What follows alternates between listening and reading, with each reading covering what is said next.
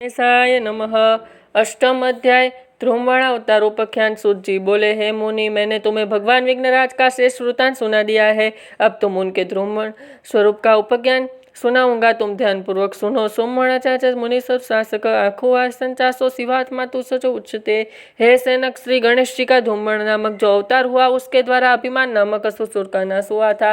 वे प्रभु शिव ब्रह्मा स्वरूप एवं मूषकवान कह जाते हैं। इनका उपज्ञान इस प्रकार है कि प्राचीन काल में लोक पितामह चतुरानंद ने भगवान भास्कर को कर्म राज्य का अधीश्वर बना दिया था, और उस महिमा युक्त पद के प्राप्त होने पर सूर्यदेव ने सोचा कि संसार में मेरा समान महिमा वाला कोई नहीं है। उन्होंने पुनः सोचा, कर्म के प्रभाव से चतुरानंद सृष्टि रहते, उसी से भगवान श्री हरि संसार का पालन करे, और उसी से शिव जी संसार कार्य में समर्थ होते हैं।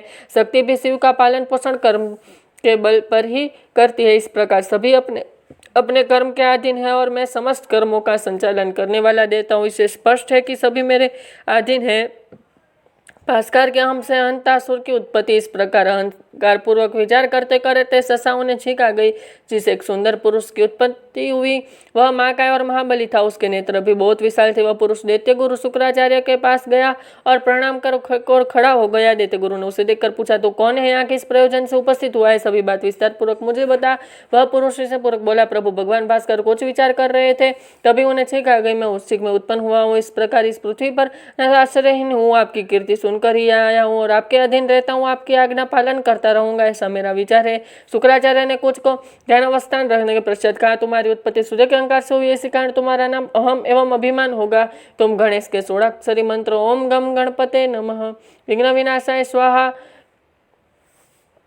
के जपानुष्ठान पूर्वक उन्हीं भगवान गजानन को प्रसन्न करो।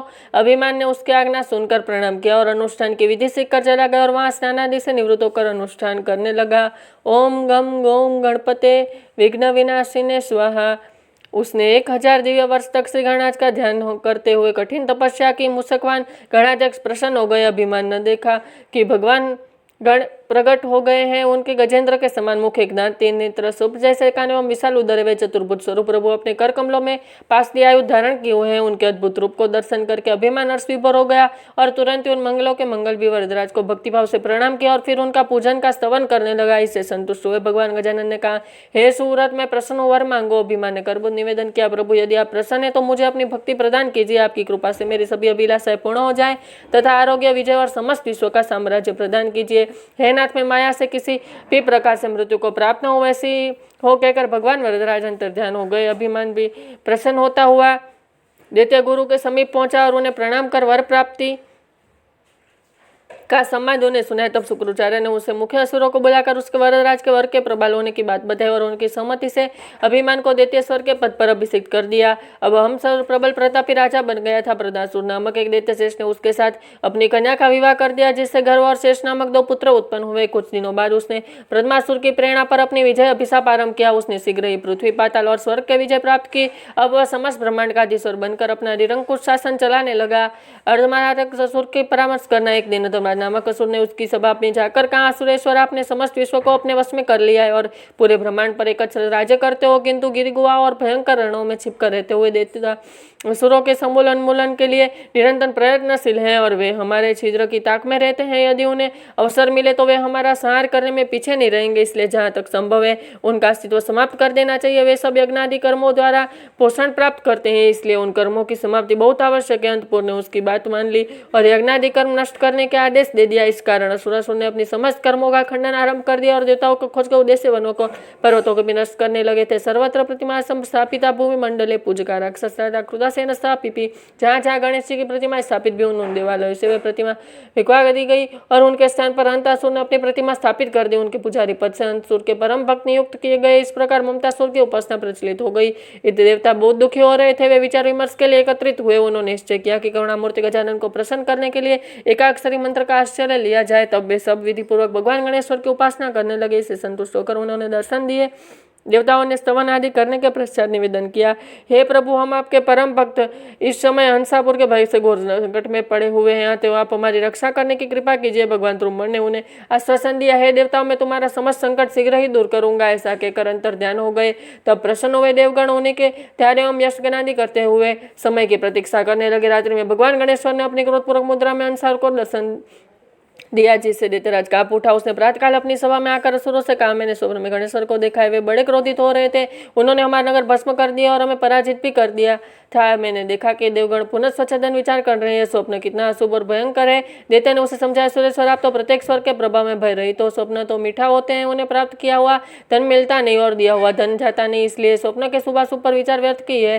दैत्य गुरु मौन हो गए। इधर देवऋषि नारद का आगमन हुआ तो उसने उनका बड़ा सत्कार किया। उन्होंने उसे भगवान ध्रुवण का संदेश दिया कि तुम मेरे ही वर से प्रबल हुए हो, इसलिए मेरा प्रकोप से नष्ट भी हो जाओगे, अतः शीघ्र ही समस्त धर्म कार्यों को त्याग कर मेरी शरण में आ जाओ, अन्यथा रण क्षेत्र में तुम्हारा जीवित नहीं छोड़ूंगा। अंतपुर तथा ध्रुवण का युद्ध अंतपुरुष संदेह इसका सुनकर क्रोधपूर्वक बोला, मुनिवर आप ध्रुवण से कह दे कि मैं इस प्रकार से अशक्त नहीं हूँ, इतना पराक्रम रखते हैं कि तुम्हारी भी वध कर डाले। नारद जी चले गए। इधर हंसासुर ने क्रोधपूर्वक देवताओं को खोज खोज कर मारना आरंभ कर दिया। नारद जी ने भी भगवान ध्रुवण गणेश्वर के असुर की गर्भवती सुना दी। इससे देवताओं में और व्याकुलता फैल गई। वे कातर स्वरूप में गणराज की प्रार्थना करने लगे। भगवान ने उन्हें आश्वासन दिया, देवताओं तुम चिंता न करो, मैं लीलापूर्वक की उपासना खरोखंडन किए देता हूँ, तुम यहाँ बैठे कर मेरे कार्य का अवलोकन करो। यह सुनकर उन्होंने अपने अतुर पास को शेषण किया। वह पास तीव्रता असुरों की ओर दौड़ पड़ा। उसे जहाँ जो कोई भी असुर मिला उसी को उसने मार डाला। वह पास नगर ग्राम्य घर तकवाने आदि में भी उसे रोकने में समर्थ नहीं था। इससे असुरों के बसे ત્યાં उजड़ गए और समस्त दैत्य राक्षस